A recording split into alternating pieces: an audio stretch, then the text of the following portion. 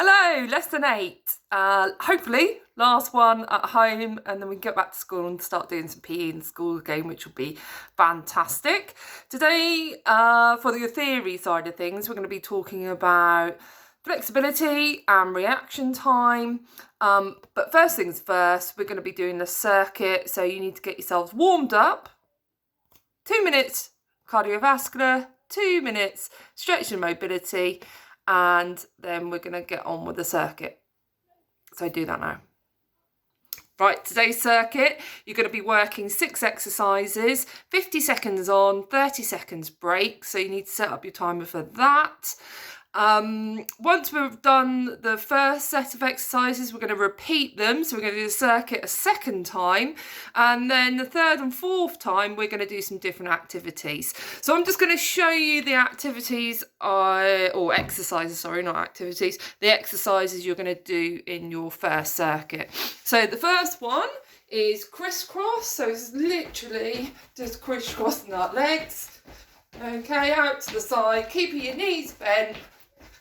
So we're nice taking our impact there on our nice cushioning knees.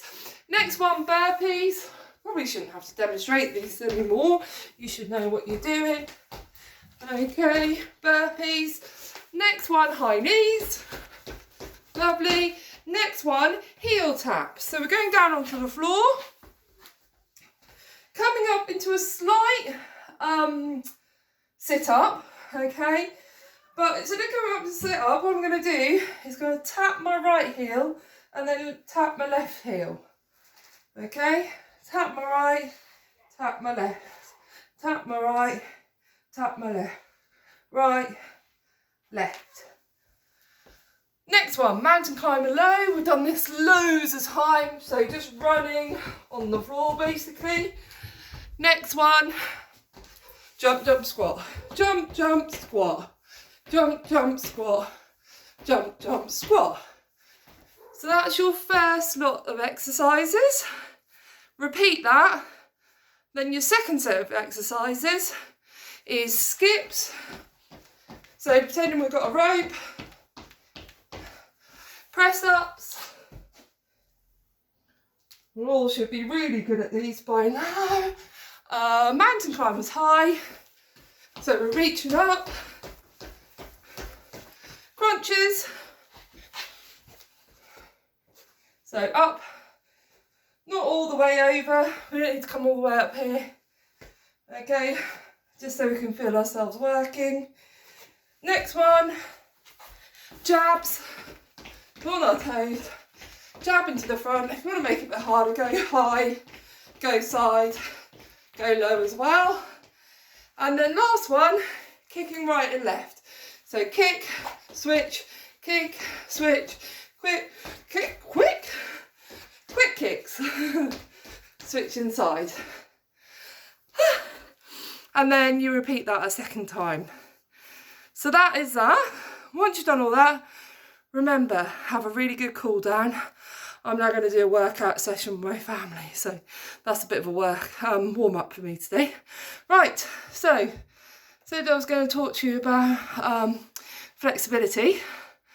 Okay, so I'll just see what I've got written here, make sure I'm telling you all the right stuff. Okay, so flexibility basically means the movement possible at a joint. Okay, so if I've got really poor flexibility in my shoulder joint, for example, I'm going to have very little movement in it. Okay, if I've got really good flexibility in my shoulder joint, I'm going to be able to get my hand, arm, right next up to my ear and around. So you can see from that, actually, my shoulder flexibility is not as good as it should be. All right, so if you try that exercise, just see how flexible you are. It's really important for all activities. So it's not in particularly important for one activity specifically. Every game, every activity you do, you need flexibility. And the reason you need this is to prevent injury. All right, so if I'm doing an activity and I haven't got that flexibility in my movement and I push that joint beyond the flexibility I've got in that joint, I'm going to end up hurting myself. And I don't want to do that. So I need flexibility for all activities. And we've used the example before of a netballer reaching to make an interception. If I have only got flexibility to here in my shoulder joint, it's going to make it very hard for me to intercept a ball. If I've got good flexibility, it's going to make it a lot easier, and I'm actually going to be able to achieve more in my sport. Obviously, gymnastics and dance are activities where you show off that flexibility more than others. But like I say, it's important for all activities to prevent injury. Okay, next one. So, reaction time. This is the time it takes us to respond to a stimuli. Okay, so stimuli might be, let's say, our opposition. So if we're playing rugby, for example, someone on the other team is running towards me, I want to try and tackle them because I want to get the ball off them, okay? I want to stop them making ground up the pitch. So if they're running towards me and suddenly do a sidestep and then run the opposite way, I've got to react to their movement. So one of the stimuli, one of the things I have to react to is their movement. Another thing I might need to react to in sport is a whistle. Okay, so in netball, we're at the centre pass situation. I want to try and beat my defender to that ball.